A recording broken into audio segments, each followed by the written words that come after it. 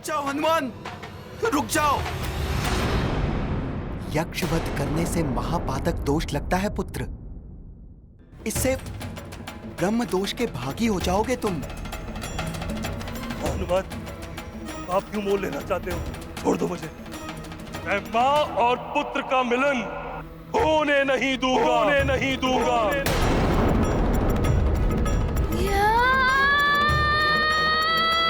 रुको।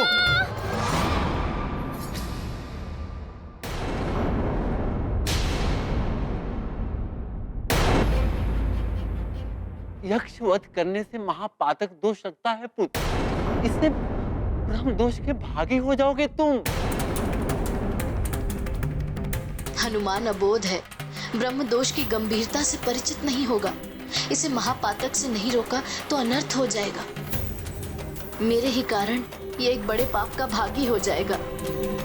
हनुमान, तुम यहाँ किसी का वध करने नहीं आए हो। मत मारो उसे। यदि यक्षवध का महापातक दोष तुम पर लग गया तो तुम अपनी माता को कैसे मुक्त कराओगे?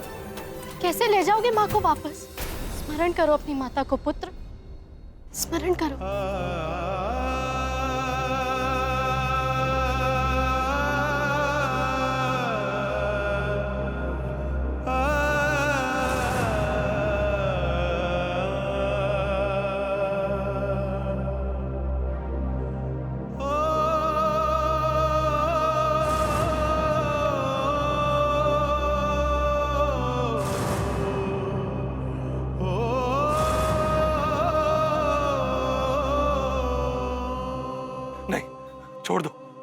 छोड़ दो मुझे, छोड़ दो हनुमान।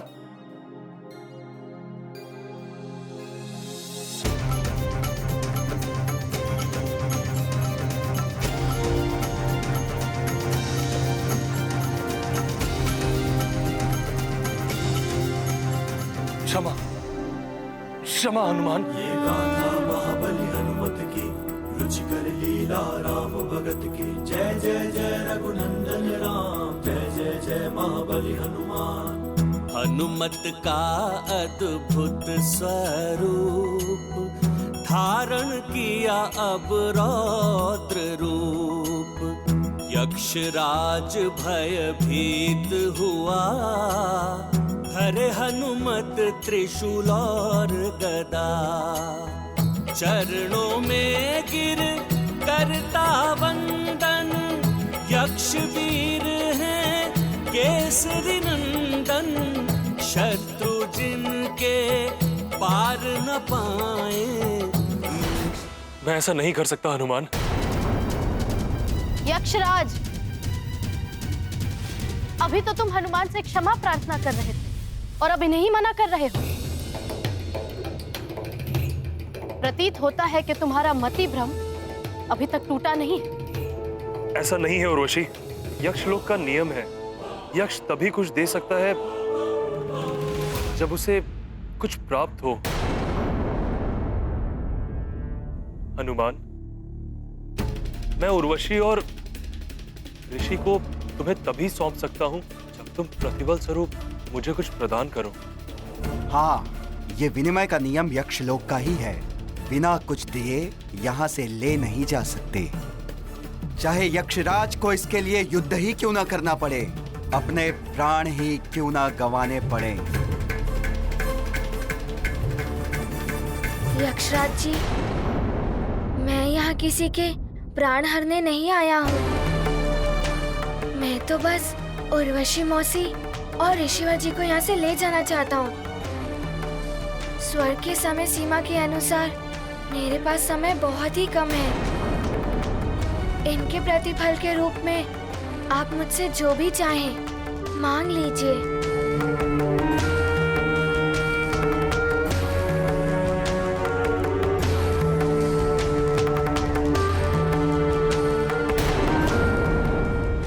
स्वर्ग के समय सीमा के अनुसार मेरे पास समय बहुत ही कम है।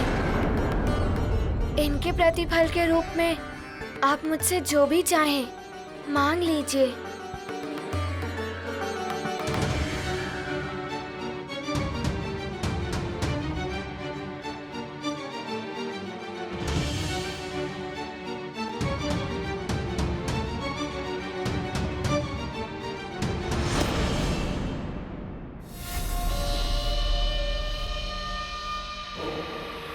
तुम्हारे पास ऐसी कोई भी मूल्यवान वस्तु दिखाई नहीं दे रही जो मैं तुमसे मांग सकूं। किंतु कुछ तो है तुम्हारे पास ऐसा जो अमूल्य है। यदि तुम दे सको तो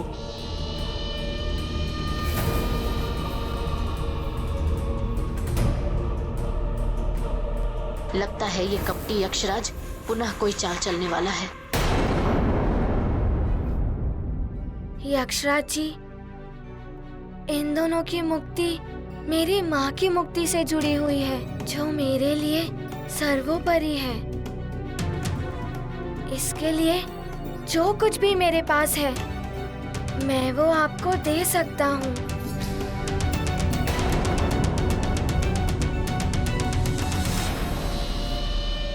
अब तक जितने भी दिव्य पुण्य तुमने अर्जित किए हैं या कहीं से भी तुम्हें प्राप्त हुए, वो समस्त पुण्य तुम मुझे दान के रूप में प्रदान कर।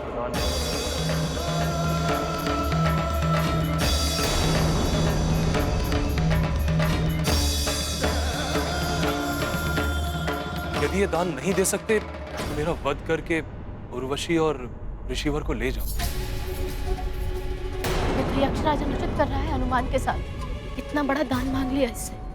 कोई कैसे अपना पुण्य किसी और को दे देगा? हनुमान ऐसा नहीं कर सकता। हाँ, बड़ी कठिनाई से तो पुण्य अर्जित होते हैं। यक्षराज जी, मेरे लिए मेरे पुण्य मेरी माँ उर्वशी मौसी और ऋषिवर जी से अधिक मूल्यवान नहीं है। यदि मेरे पुण्य आपके किसी काम आते हैं तो मैं सहर्ष ही अपने पुण्य दान करने के लिए प्रस्तुत हूँ। हनुमान, ये क्या करने जा रहे हो तुम? पुण्य ही वो धन संपदा है जिसे लेकर मनुष्य संसार से जाता है। स्वयं की देह, माँ, पिता, पुत्र, पुत्री, बंधु, बांधव सब यहीं छूट जाते हैं। पुण्य अर्जन के अवसर बार बार नहीं आते पुत्र।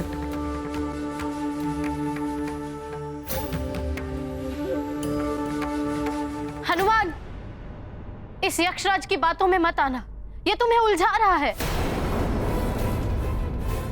मैं विवश हूं हनुमान। तुमने मुझे परास्त तो कर ही दिया है।